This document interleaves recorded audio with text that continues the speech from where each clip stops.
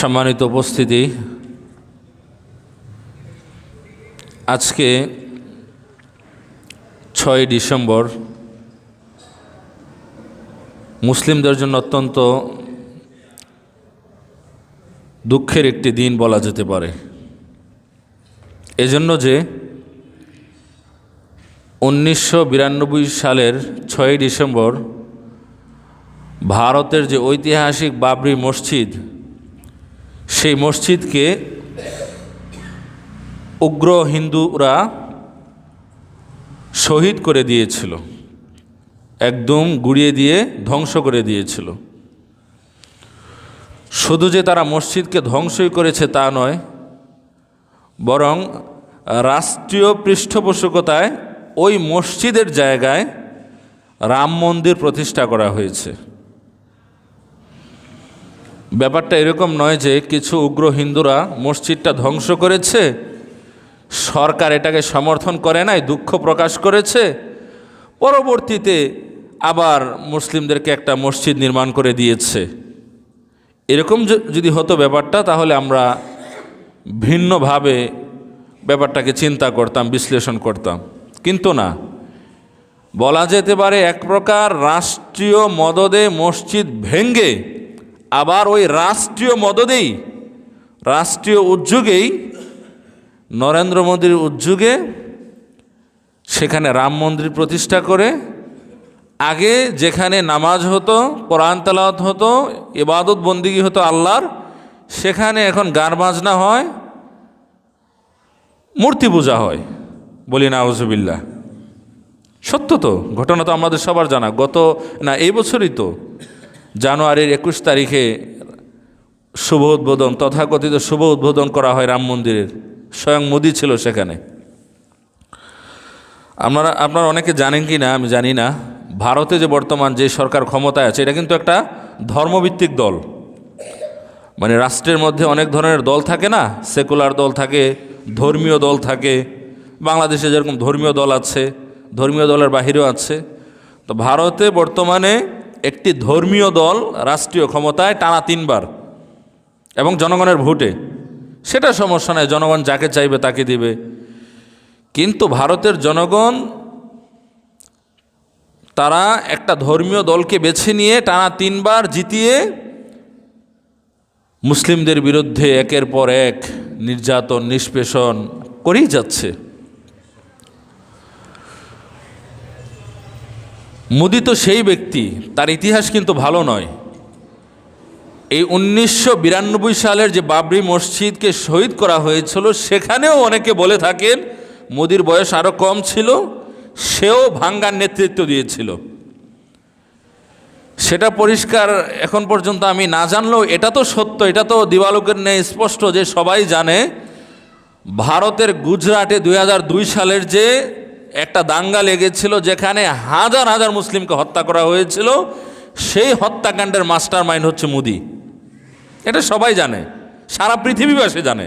আপনি গুগলে সার্চ করলেও পাবেন। যেটা আমি অনেক সময় বলি, আমরা কোনো কথা বলতে গিয়ে আত্মবিশ্বাসের সাথে ওই কথাটাই বলি যেই কথাটা শতভাগ জানি। না জেনে অনেক সময় একটা বিষয় একরকম উপস্থাপন করতে গিয়ে হয়ে যায় আর এরকম মাঝে মাঝে হয়। মানুষ তো, সীমাবদ্ধতা আছে। কিন্তু যখন এই ধরনের বিষয়গুলো বলি, তখন জেনে শুনেই বলি। এবং এই যে তার নেতৃত্বে যে গুজরাটের, তখন সে মুখ্যমন্ত্রী বোধহয় ছিল, তার নেতৃত্বে যে সেটা হলো, এই কারণে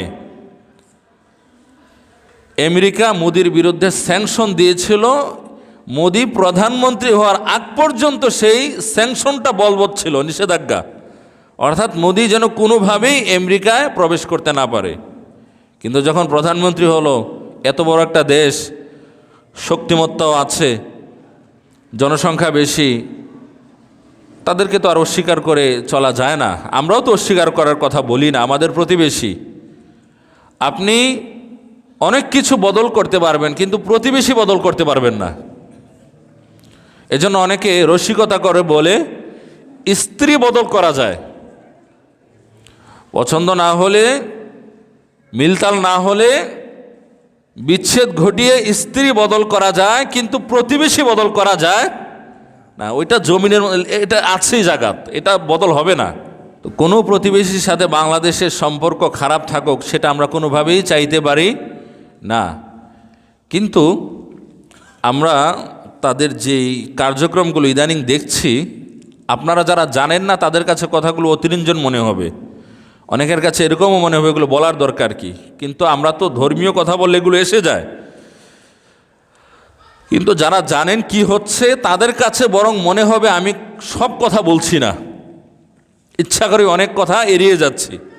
আর যারা জানে না তাদের কাছে মনে হবে আমি এগুলো না বললেও পারতাম। এই হচ্ছে পার্থক্য, এর বাইরে কিছু আছে বলে আমি জানি না।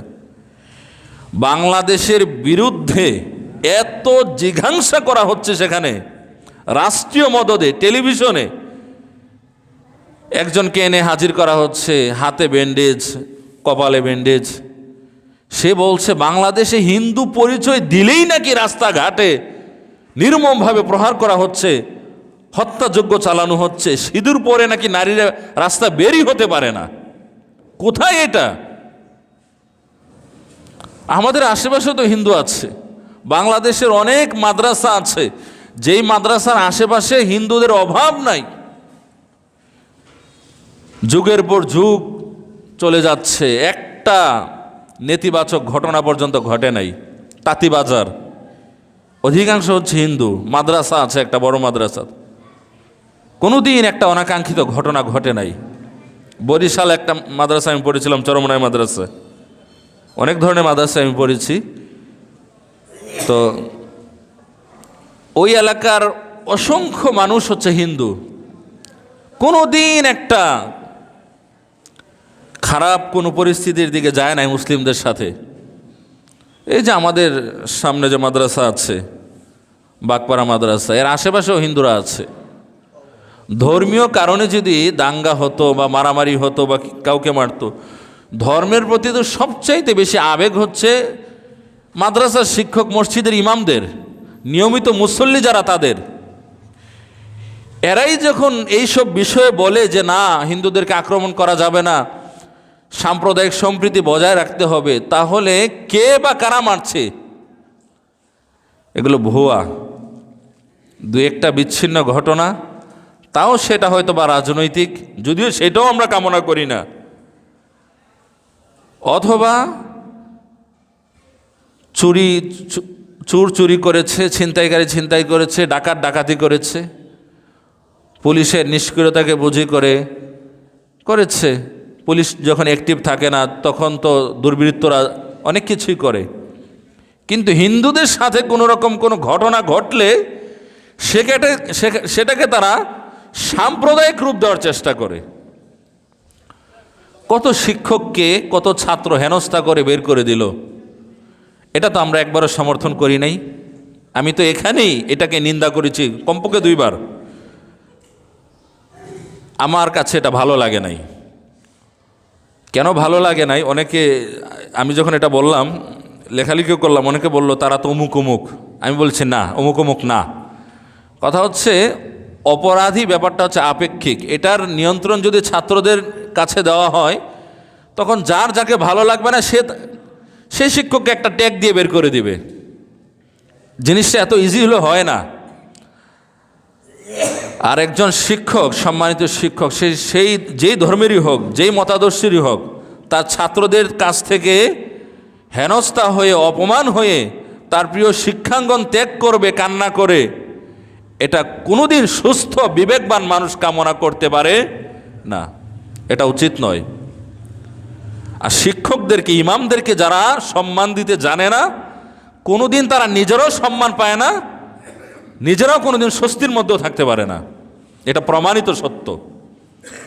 শিক্ষক গুরু এবং ধর্মীয় গুরুকে যারা সম্মান দিতে পারে না, সম্মান দিতে যাদের কষ্ট হয়, মর্যাদা যারা স্বীকার করে না, তারা নিজেরাও ব্যক্তি জীবনে সম্মানিত হতে পারে না। তো যে কথা বলতে গিয়ে এই কথাগুলো বললাম আর কি।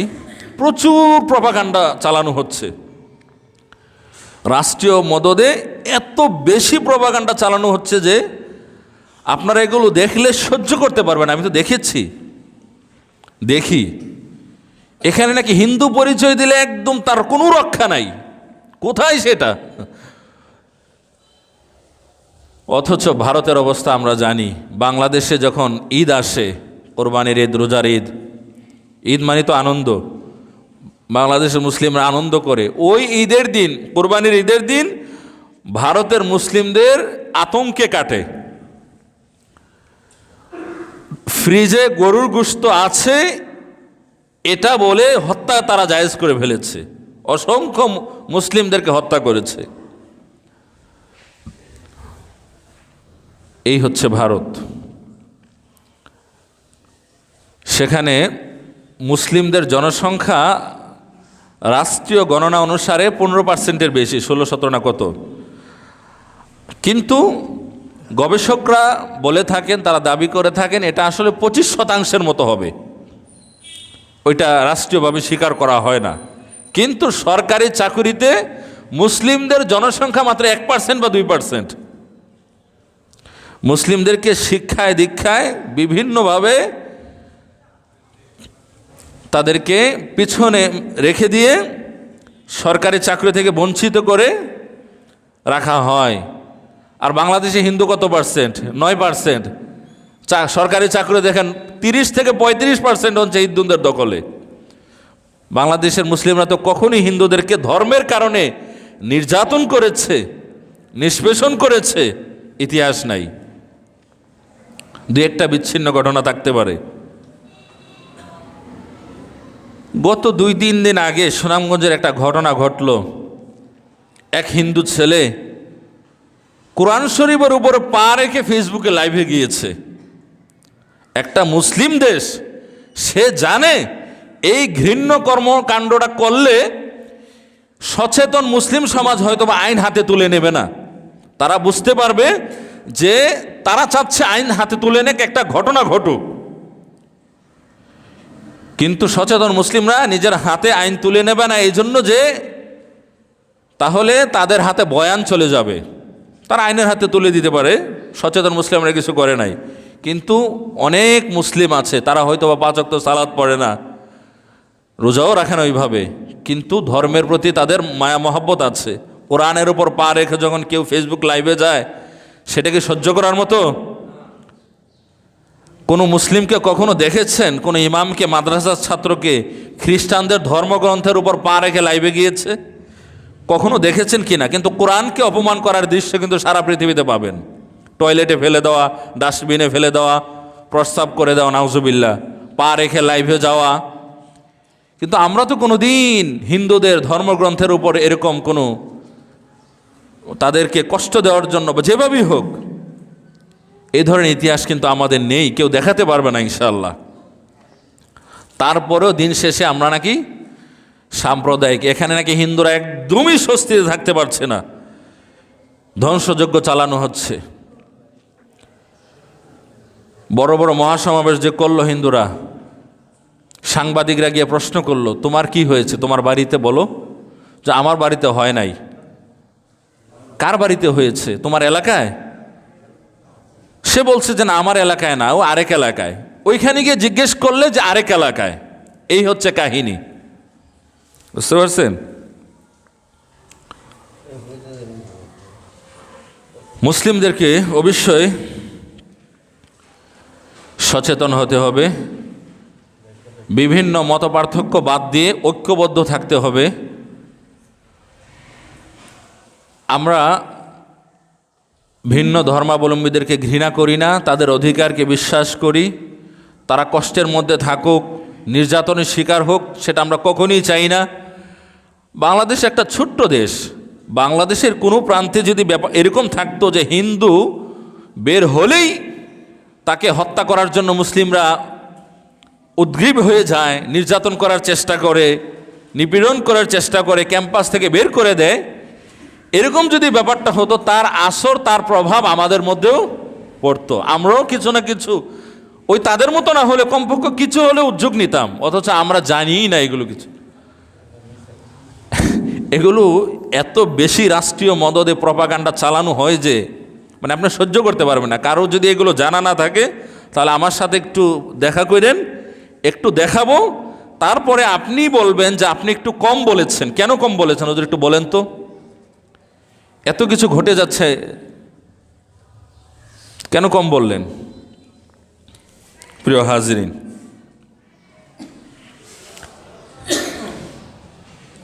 আল্লাহ সুবহানাহু ওয়া তাআলা পবিত্র কোরআনের মধ্যে তার হাবিবকে উদ্দেশ্য করে বলছেন, হুয়াল্লাযী আরসালা রাসূলাহু বিল হুদা ওয়া দীনিল হাক্কি লিইয়ুযহিরাহু আলাদ দীনি কুল্লিহি ওয়ালাউ কারিহাল মুশরিকুন। তিনি সেই আল্লাহ যিনি তার রাসূলকে দ্বীন হক সহকারে, হেদায়েত সহকারে এই পৃথিবীতে পাঠিয়েছেন। কেন পাঠিয়েছেন? এই পৃথিবীতে যত দিন আছে, ধর্ম আছে, মতাদর্শ আছে, সব কিছুর উপর ইসলামকে গালেব করার জন্য। আল্লাহ বলছেন ওয়ালাউ কারিহাল মুশরিকুন, মুশরিকরা সেটা পছন্দ করে না, চায় না।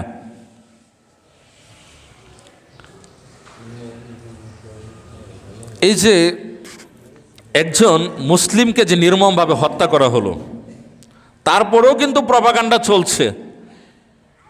আপনি একটু চিন্তা করুন, আমি তো চিন্তা করলাম, আমি কোনো আটকে উঠলাম চিন্তা করে আর কি, প্রশ্ন মিলাতে পারি না যে কি হতো এই মুসলিমের জায়গায় যদি একজন হিন্দু হতো অথবা হিন্দু পুরোহিত হত্যার শিকার হতো, কি যে হতো! সারা পৃথিবীকে একদম আউলিয়ে ফেলতো। এই বাংলাদেশ যে হিন্দুর সংখ্যা কম, স্বস্তিতে থাকতে পারতেন না, এটা আমি বললাম সত্য কথা। একজন মুসলিমকে হত্যা করেও তাদের মধ্যে কোনো অনুশোচনা নেই। বিবেকবান কিছু হিন্দু অবশ্যই আছে, আমাদের কথাগুলো হিন্দুদের বিরুদ্ধে নয়, বরং মুসলিমরা যেন সচেতন থাকে এজন্য বিবেকবান হিন্দু আছে। কিন্তু এর বিপরীতে অনেক হিন্দু তারা ভিন্ন দেশের এজেন্ডা বাস্তবায়ন করতে চায় বলে মনে হচ্ছে। একজন মুসলিমকে হত্যা করার পরেও এই প্রপাগান্ডা দূর হয় নাই। সেই জায়গায় যদি একজন হিন্দু হত্যার শিকার হতো, কোনো পুরোহিত, হিন্দু পুরোহিত হত্যার শিকার হতো, এই 8%, 9% হিন্দু এই দেশে আছে, আপনি স্বস্তিতে থাকতে পারতেন না, দেশটা লাড়িয়ে ফেলতো। আর বিদেশে তো হতোই অনেক কিছু। আপনারা দেখেছেন আগরতলায় বাংলাদেশের হাই কমিশনে যে হামলা করা হলো, পতাকা অপমাননা করা হলো, মুসলিমরা ওইখানে চিকিৎসার জন্য যায়।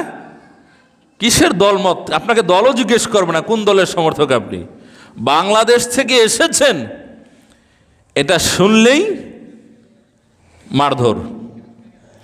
400 ট্রাক তারা আটকে দিয়েছে, যেগুলো বাংলাদেশে আসতো। বিভিন্ন কিছু বাংলাদেশ ক্রয় করে না ভারত থেকে, এটাই তো হয়, আমদানি রপ্তানি আছে, কিন্তু তারা এগুলোকে কটাক্ষ করে। 400 ট্রাক 1 সপ্তাহ ধরে আটকে আছে। ট্রাকের মধ্যে যা আছে, পেঁয়াজ, আলু, এগুলো পচে নষ্ট হয়ে গেছে অনেক কিছু। আগেও তো হিন্দু নির্যাতন বা রাজনৈতিক কারণে হোক বা দু একটা বিচ্ছিন্ন ঘটনা তো আমরা অস্বীকার করি না, কখনোই তাদেরকে এরকম মনে হয় নাই, কিন্তু এখন কেন জানি এগুলো হচ্ছে। প্রিয় হাজিরিন, এবং এই যে তারা সমাবেশ করছে, বিভিন্ন বয়ান তৈরি করছে, আমার কাছে যেটা মনে হলো, এই উগ্র হিন্দুত্ববাদীরা সমাধান চায় না, তারা ভালো থাকুক সেটাও তারা চায় না, বরং একটা সমস্যা লেগে থাকুক, মারধর হোক, হত্যার শিকার হোক, এটাই বরং চায়। কারণ এগুলো হলে তারা তাদের শয়তানিটা বেশি করে করতে পারবে। সব কিছু যদি সঠিকভাবেই থাকে তাহলে তার কোনো কথা থাকে না।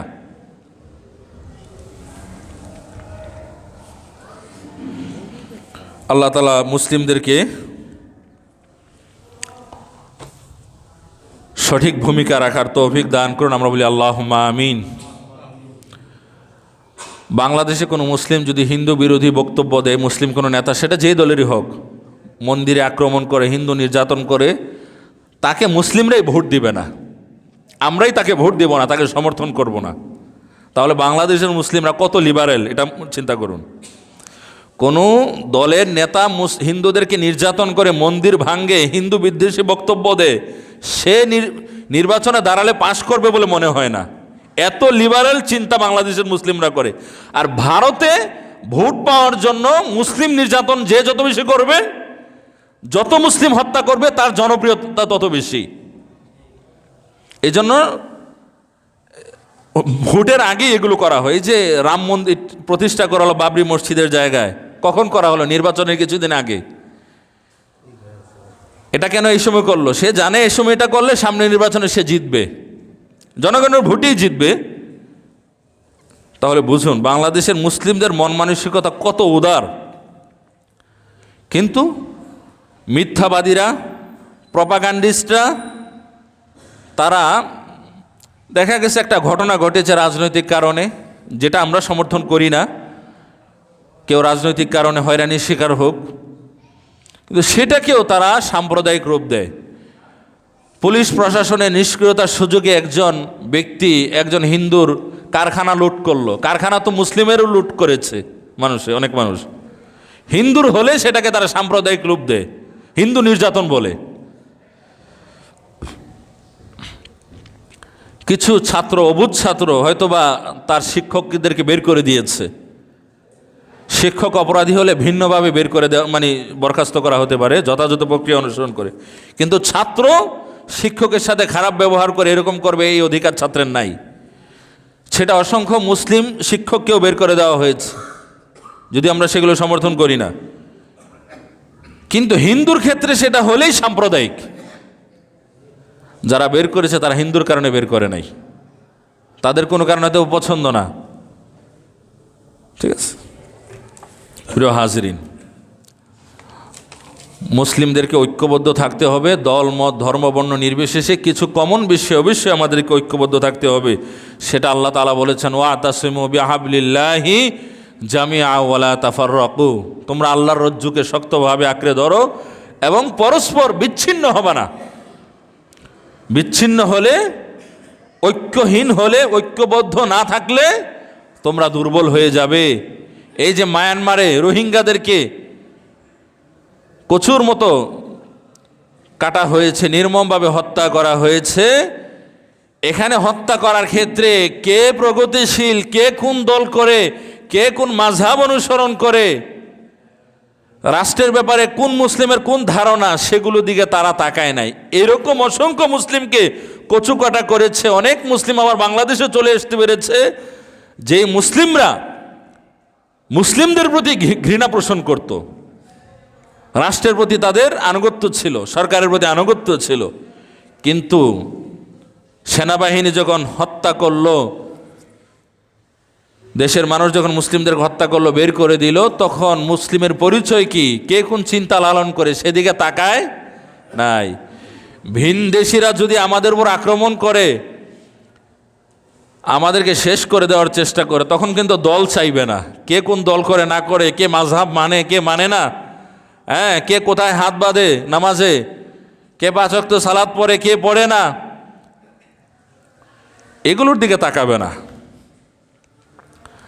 যখন বাঁধ খুলে দেওয়া হয়, কৃত্রিম বন্যা তৈরি করা হয়, ওই বন্যাতে কিন্তু অনেক হিন্দুরাও বলে শুধু যে মুসলিমরাই সাফার হয়, মুসলিমরাই কষ্টের শিকার হয় তা নয়, অসংখ্য হিন্দুরাও তো কষ্টের শিকার হয়। অনুরূপ সমস্যা আসলে সবার আসবে। রাসূলুল্লাহ সাল্লাল্লাহু আলাইহি ওয়াসাল্লাম যখন মদিনা থেকে মক্কার উদ্দেশ্যে 1400 সাহাবী নিয়ে রওনা দিলেন উমরা করার জন্য, হুদাইবিয়া নামক স্থানে বাধাপ্রাপ্ত হলেন, কাফেররা বাধা দিল, উমরা করা যাবে না, তোমরা উমরার উদ্দেশ্যে এসে পরে আমাদেরকে পরাজিত করার চেষ্টা করবে। রাসূলুল্লাহ সাল্লাল্লাহু আলাইহি ওয়াসাল্লাম স্পষ্টভাবে জানিয়ে দিলেন, না, এরকম হবে না, আমরা উমরার উদ্দেশ্যে এসেছি। ওসমান রাদিয়াল্লাহু তাআলা আনহুকে পাঠিয়ে দিলেন মক্কার নেতৃবৃন্দের কাছে, যাও, আসল নেতৃবৃন্দের কাছে যাও, গিয়ে বলো আমরা এখানে বাধাপ্রাপ্ত হয়েছি, আমরা সামনে যেতে পারছি না, আমাদের উদ্দেশ্য হচ্ছে উমরা করা, উমরা করে আমরা আবার মদিনায় চলে যাব, তোমাদের সাথে ঝগড়া করার জন্য আমরা আসি নাই। দেখুন আমাদের পোশাক আশাক, উমরার জন্য প্রস্তুতি নিয়ে এসেছি, ভিন্ন কোনো প্রস্তুতি আমাদের নেই। রাসূলুল্লাহ সাল্লাল্লাহু আলাইহি ওয়াসাল্লাম সরল মনে ওসমান রাদিয়াল্লাহু তাআলা আনহুকে পাঠালেন, কিন্তু কাফেররা এই পাঠানোটাকে দুর্বল মনে করে এবং মুসলিমদের ঐক্যবদ্ধতা কতটুকু আছে, তাদের শক্তি সামর্থ্য কতটুকু আছে, সেটা যাচাই বাছাই করার জন্য ওসমান রাদিয়াল্লাহু তাআলা আনহুকে আটক করে রেখে দিলেন। রাসূলুল্লাহ সাল্লাল্লাহু আলাইহি ওয়াসাল্লাম পাঠালেন কাফেরদের নেতৃবৃন্দকে, গিয়ে বলো আমাদেরকে যেন উমরা করতে দেওয়া হয়, যে আটক কিছু সংখ্যক মানুষেরা করেছে, আমাদেরকে বাধার সৃষ্টি করেছে, এই বাধার সৃষ্টি যেন না করে, আমরা ঝগড়া করতে আসি নাই, এই সংবাদ দিয়ে পাঠালেন। আর তারা করলো কি, এটাকে দুর্বল মনে করে ওসমান রাদিয়াল্লাহু তাআলা আনহুকে আটক করে ফেললো। শুধু যে আটকই করলে তা নয়, একটা গুজব ছড়িয়ে দিল যে মুহাম্মদের সাহাবী ওসমানকে হত্যা করা হয়েছে, আমরা হত্যা করে ফেলেছি। কাফেররা এই গুজবটা রটিয়ে দিল। তো রাসূলুল্লাহ সাল্লাল্লাহু আলাইহি সাল্লাম এমন রাগান্বিত হলেন যে আমরা তো ঝগড়া করার জন্য আসি নাই, মারামারি করার জন্য আসি নাই, উমরা করার জন্য আসলাম, তারা আমার ওসমানকে আটক করে হত্যা করে দিল।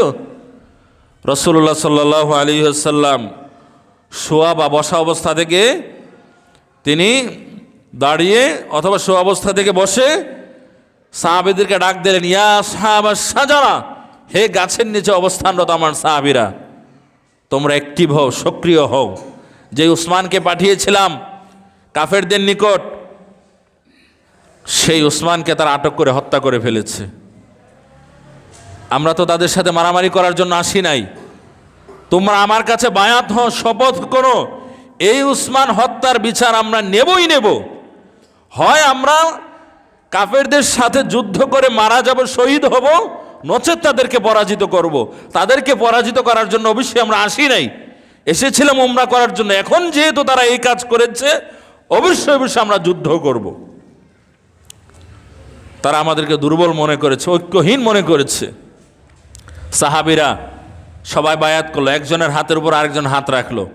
কিতাবের মধ্যে সে একজন পলায়ন করেছে, মনে করেছে যুদ্ধ করতে গেলে না আবার প্রাণ দিতে হয়, তিনি মুনাফিক হয়ে চলে গেছেন।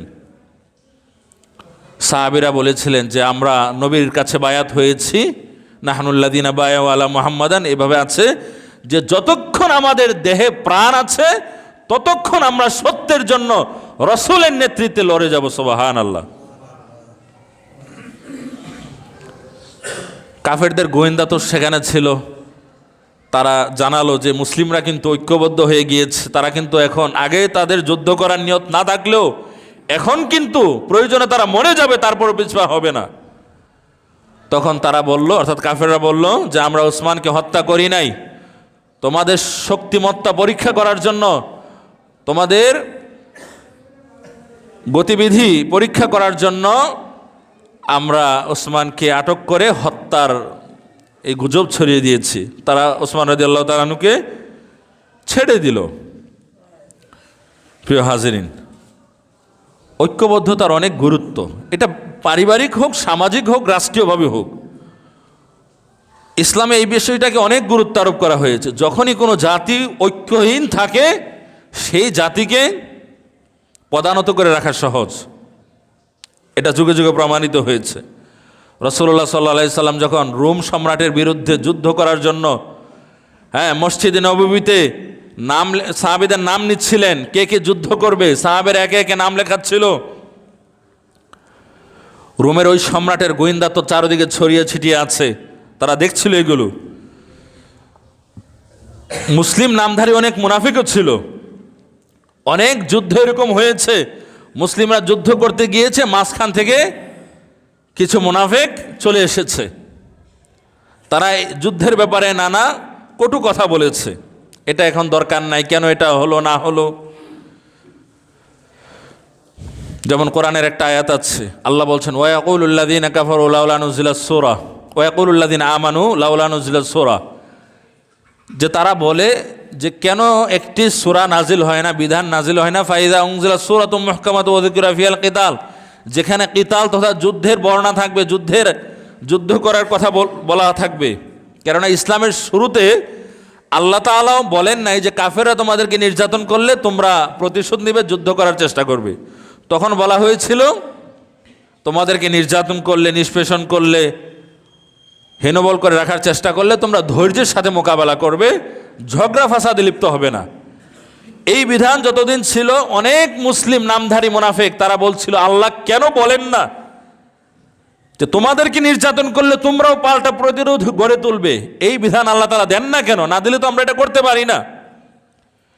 আল্লাহ বলছেন ফাইযা উনজিলাস সূরাতুম মুহকামাতুন ওয়া যিকরা ফিহাল কিতাল, যখন সুস্পষ্টভাবে কিতালের যুদ্ধের বিধান নাজিল হলো, তখন তারাই সর্বপ্রথম পৃষ্ঠ প্রদর্শন করলো। তাদেরকে যখন বলা হলো, তোমরা যে এতদিন বলছিলে না আল্লাহ তাআলা কেন যুদ্ধের বিধান দেন না, এখন তো কোরআনের অমুক আয়াত বা অমুক সূরা নাজিল হয়েছে যেখানে বলা আছে তোমাদেরকে নির্যাতন করলে তোমরাও পাল্টা প্রতিরোধ গড়ে তুলবে, যুদ্ধের বিধান এসেছে, চলো গিয়ে যুদ্ধ করি। আল্লাহ বলছেন তাদেরকে যুদ্ধ করার কথা বললে মৃত্যু পথযাত্রী যেভাবে তাকায়, তাদেরকে যুদ্ধের কথা বললে তারা আপনার সাথে অনুরূপ তাকায়, আশ্চর্য হয়ে যায়। অথচ আগে তারাই সমালোচনা করেছে কেন আল্লাহ তাআলা যুদ্ধের বিধান দেন না। সম্মানিত হাজিরিন, রাসূলুল্লাহ সাল্লাল্লাহু আলাইহি সাল্লাম যখন মসজিদে নববীতে রোম সম্রাটের বিরুদ্ধে যুদ্ধ করার জন্য সাহাবীদের নাম লেখাচ্ছিলেন, ওইখানে তো রোম সম্রাটের গোয়েন্দারাও ছিল। এক মহিলা তার দুধের শিশুকে নিয়ে হাজির হলো, হে আল্লাহ রাসূল সাল্লাল্লাহু আলাইহি সাল্লাম, আমি আমার দুধের শিশুকে নিয়ে হাজির হয়েছি, তার নামটা লেখান। রাসূলুল্লাহ সাল্লাল্লাহু আলাইহি সাল্লাম আশ্চর্য হয়ে গেলেন, তুমি কি বলছো এটা? আর আমি তো যুদ্ধের জন্য আমার সাহাবীদের নাম নিচ্ছি। যুদ্ধ করার জন্য তীর চালানোর দক্ষতা প্রয়োজন, শক্তি সামর্থ্য থাকতে হবে, ঘোড়া চালানোর প্রশিক্ষণ থাকতে হবে। সে তো শিশু বাচ্চা, সে কি যুদ্ধ করবে? ওই মহিলা তখন বললেন, ইয়া রাসূলুল্লাহ সাল্লাল্লাহু আলাইহি সাল্লাম, পূর্বের যুদ্ধগুলোতে আমার স্বামী মারা গিয়েছে যুদ্ধ করে, আমার সন্তানরা মারা গেছে, আমার ভাইরা মারা গেছে, এখন আমার সন্তানরা রয়েছে, দুধের সন্তানরা। আমি জানি আমার সন্তান তীর চালাতে পারবে না, ঘোড়ার উপর আরোহণ করতে পারবে না, প্রতিরোধ করতে পারবে না, কিন্তু এটাও আমি জানি কাফেররা যখন আপনার প্রতি তীর নিক্ষেপ করবে, আপনাকে আপনি রক্ষা করার জন্য আমার সন্তানকে ঢাল হিসেবে সামনে তুলে ধরবেন, আমার সন্তান যেন তীরবিদ্ধ হয়ে মারা যায়, আপনার জন্য কোনো ক্ষতি না হয়। সুবহানাল্লাহ। তারা মানে কত অ্যাক্টিভ ছিল। মুসলিমদের জনসংখ্যা খুবই কম ছিল, কিন্তু রাসূলুল্লাহ সাল্লাল্লাহু আলাইহি সাল্লাম রোম সম্রাটের বিরুদ্ধে যুদ্ধ করবেনই করবেন, কেননা তারা চূড়ান্তভাবে মুসলিমের বিরুদ্ধে চলে গিয়েছে। গোয়েন্দারা গিয়ে বলল, মুসলিমদের বিরুদ্ধে যুদ্ধ করার মন মানসিকতা ত্যাগ করতে হবে। রোম সম্রাট তো খেপে গেল, আমার গোয়েন্দা হয়ে আমার কাছে এই ধরনের বার্তা দিচ্ছ, কেন এগুলো বলছো? আমার তো 3 লক্ষ সশস্ত্র যোদ্ধা আছে, আমার অস্ত্র আছে, তাদের কি আমার থেকে বেশি যোদ্ধা? গোয়েন্দারা বলল, না, আমাদের যত যোদ্ধা তাদের যোদ্ধার সংখ্যা আরো কম। ওই রোম সম্রাট তার গোয়েন্দাদেরকে আরো বলল, আমরা তো উন্নত মানের খাবার খাই, তারা কি আমাদের চাইতে উন্নত মানের খাবার খায়? আমাদের থেকে তাদেরকে দেখতে সুন্দর দেখা যায়, শক্তি সামর্থ্য বেশি। গোয়েন্দারা বলল, না, আমাদের তো টাকা পয়সা স্বর্ণ দিনার দিরহাম বেশি, ওই মুসলিমদের এত টাকা পয়সা দিনার দিরহামও নেই, তারা শুকনো রুটি খায় আর খেজুর আছে, আর খেজুর বেশি বেশি খায়। তো রোম সম্রাট বলল, তাদের জনসংখ্যাও কম, তাদের শক্তি সামর্থ্যও কম, তাদের কি অস্ত্র বেশি? না, তাদের অস্ত্রও নাই। তার অস্ত্র যদি আমাদের থেকে কম হয়, তাহলে কেন বলছো মুসলিমদের বিরুদ্ধে যুদ্ধ করা যাবে না, যুদ্ধ করলে পরাজিত হতে হবে, কেন বলছো? তখন গোয়েন্দারা বলেছিল, সম্রাট, তাদের জনসংখ্যা কম হতে পারে, আমাদের মতো উন্নত খাবার তারা গ্রহণ করার সামর্থ্য তাদের নাও থাকতে পারে, অস্ত্রশস্ত্র কম থাকতে পারে, কিন্তু আমাদের দুনিয়ার প্রতি যত ভালোবাসা, আল্লাহর রাস্তায় জীবন দেওয়া তারা এর চাইতে বেশি ভালোবাসে। সুবহানাল্লাহ। আমাদের কাছে মদ, গাঁজা, নারী যত প্রিয়, তাদের কাছে আল্লাহর রাস্তায় জীবন দেওয়া এর চাইতে বেশি প্রিয়। সুবহানাল্লাহ। আমরা যেরকম বাঁচতে চাই, তারা অনুরূপ মরতে চায়। তো যারা মরতে চায় তাদেরকে কিভাবে মারবেন?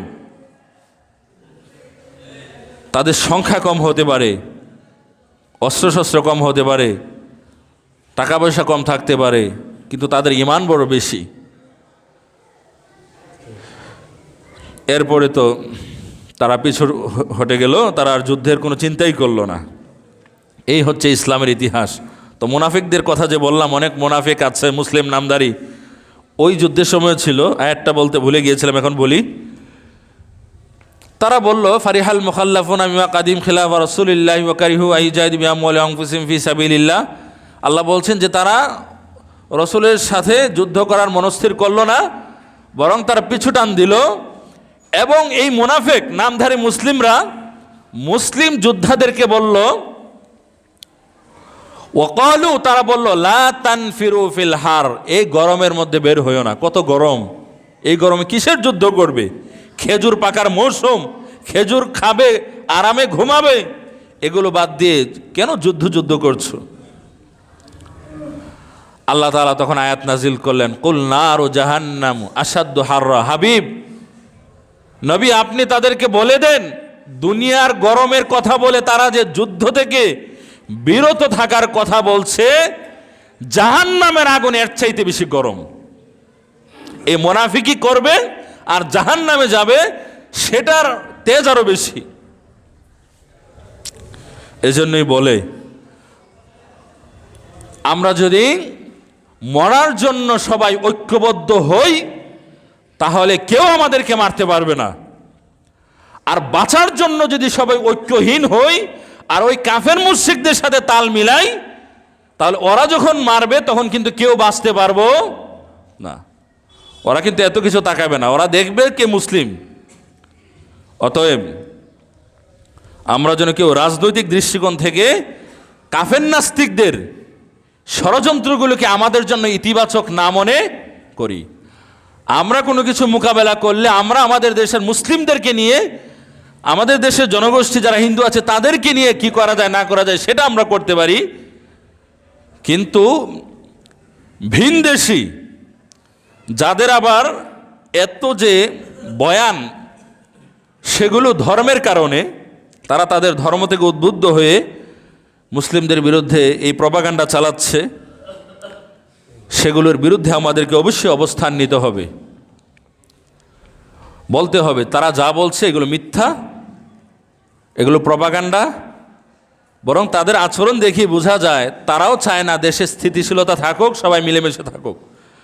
মিলেমিশে থাকলেই বরং তাদের আরও রাগ ওঠে। তারা চায় হিন্দুদের লাশ পড়ুক, ওই ভারতীয় কঠোর হিন্দুত্ববাদীদের কথা বলছি। তারা চায় বাংলাদেশে হিন্দুদের লাশ পড়ুক, একটা বাজে অবস্থায় থাকুক। মুসলিমরা নির্বিঘ্নে দিন প্রচার করুক, কলেজ ভার্সিটিতে বড় বড় শায়েখরা গিয়ে লেকচার দিক, কোনো বিধি নিষেধ না থাকুক, এটা ভারতের হিন্দুরা চায় না। এটা আমাদেরকে বুঝতে হবে। এই ভয়টা তাদের মধ্যে ঢুকে গিয়েছে। অনেক কথা ছিল, আপনারা সচেতন থাকলে সব কিছু এমনি বুঝতে পারবেন। আল্লাহ তাআলা আমাদেরকে ঐক্যবদ্ধ থেকে কাফের মুশরিক বেদিন নাস্তিকদের ষড়যন্ত্রগুলো মোকাবেলা করার তৌফিক দান করুন। আমরা বলি আল্লাহুম্মা আমিন। যে ঐক্যবদ্ধতার কথা আল্লাহ সুবহানাহু ওয়া তাআলা কোরআন এবং রাসূলুল্লাহ সাল্লাল্লাহু আলাইহি ওয়াসাল্লাম হাদিসে বলেছেন, সেগুলো যেন আমরা মেনে চলতে পারি। শুনুন কোরআনের আরেকটা আয়াত, আল্লাহ তাআলা বলছেন, ওয়াতিউল্লাহ ওয়াতিউর রাসূল, তোমরা আল্লাহর আনুগত্য করো, রাসূলের আনুগত্য করো। ওয়ালা তানাযাউ ফাতাফশালু ওয়া তাযহাবা রিহুকুম ওয়াসবিরু, তোমরা যদি ঐক্যবদ্ধ না থাকো তাহলে তোমরা দুর্বল হয়ে যাবে। আল্লাহর কথা। শুধু এ কথাই আল্লাহ তাআলা বলেন নাই, ঐক্যবদ্ধ না থাকলে দুর্বল হওয়ার সাথে সাথে কাফের নাস্তিক বেঈমানদের কাছে তোমরা দুর্বল হিসেবে প্রমাণিত হবে। তোমাদের কোনো প্রভাব তাদের নিকট থাকবে না, প্রভাব থাকবে না। এই জন্য যেই পরিবারের মধ্যে, যেই আত্মীয় স্বজনের মধ্যে নিজেদের মধ্যে গণ্ডগোল থাকে, তাদের বিরুদ্ধেই দেখা যায় ষড়যন্ত্র করার রাস্তা খুঁজে অনেকে পায়। নিজেদের মধ্যে যারা ঐক্যবদ্ধ থাকে, গ্রামবাসী সবাই ঐক্যবদ্ধ, ওদের বিরুদ্ধে কেউ সাধারণত লাগতে চায় না। কিন্তু আমরা ঐক্যবদ্ধতাকে আমরা অনেকে পছন্দ করি না। বিক্ষিপ্ত থাকা, বিচ্ছিন্ন থাকা, এটা আমাদের অনেকের আবার, এখানের না বলছি, সামগ্রিক চিত্র আর কি বাংলাদেশের। বিক্ষিপ্ত থাকাটাকে অনেকে ভালো মনে করে, কিন্তু বিক্ষিপ্ততার মধ্যে কোনো ভালো ফল এই পর্যন্ত আসে নাই পৃথিবীর ইতিহাসে। মানামান্তির মধ্যেই কল্যাণ রয়েছে। এজন্য রাসূলুল্লাহ সাল্লাল্লাহু আলাইহি ওয়াসাল্লাম বলেছেন, তোমাদের আমির যদি এমন একজন ব্যক্তি হয় যার নাক কাটা, কালো, হাবশি, কিন্তু যতক্ষণ পর্যন্ত সে তোমাদেরকে সঠিকভাবে গাইড করবে, কে তার পরিচয়, কোন বংশে, সেদিকে না তাকিয়ে তার আনুগত্য করবে, ঐক্যহীন হবে না।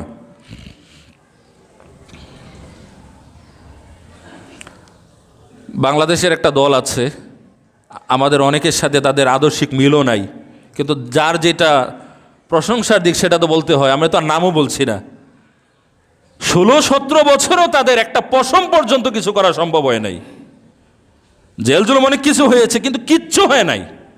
মনে হয়েছে শেষ, কিন্তু আসলে কিচ্ছু হয় নাই। একটা গুণ ছিল, আর অনেক গুণ ছিল, মাত্র একটা গুণ ছিল, ওই দলের মধ্যে কোনো ঐক্যহীনতা ছিল না, কোনো ঐক্যহীনতা ছিল না, ঐক্যবদ্ধতা ছিল। তো আপনি যেই দলই করেন সেখানে যদি ঐক্যহীনতা থাকে, আপনিও পরাজিত হবেন, কিচ্ছু করতে পারবেন না। একটা ইসলামিক দল ছিল, অনেক ত্রুটি, ভুল ত্রুটি আছে, আমরা অনেকে সমালোচনাও করি, আমি কোনো দলটলও করি না, আমার পছন্দের দলও না, কিন্তু এই গুণটা ছিল ঐক্যবদ্ধতা। এই গুণ হচ্ছে এমন একটা গুণ, ঐক্যবদ্ধ থাকবেন, কেউ কিচ্ছু করতে পারবে না। আল্লাহ তাআলা আমাদেরকে সঠিক বুঝদান করুন। আল্লাহুম্মা আমিন। ওয়া আখিরু দাওয়ানা আলহামদুলিল্লাহি রাব্বিল আলামিন। আসসালামু আলাইকুম ওয়া রাহমাতুল্লাহি ওয়া বারাকাতুহু।